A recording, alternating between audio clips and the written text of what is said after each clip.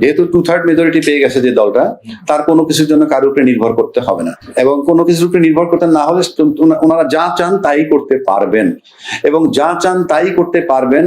এর ভিত্তিতে যা চান তাই করেন, তার পরিণতি আমরা অতীতে যেটা দেখছি ভালো কখনো হয়নি। এই সংস্কারগুলোর ক্ষতি হয় কার? এখানে আপনাকে আগে যেতে হবে। এই সংস্কার হলে একটা আভ্যন্তরীণ ব্যাপার, এই সংস্কারের সাথে পৃথিবীর কোনো সম্পর্ক নাই, এটা আমার রাষ্ট্রের ব্যাপার। কিন্তু এই সংস্কার হলে দেশের কোনো ক্ষতি নাই, এই সংস্কার হলে সাধারণ জনগণের কোনো ক্ষতি নাই, এই সংস্কার হইলে বিরোধী দলের কোনো ক্ষতি নাই, এই সংস্কার হলে এখন আওয়ামী লীগ যারা আছে বাইরে তাদের কথা বলে লাভ নাই। ক্ষতি হবে কার?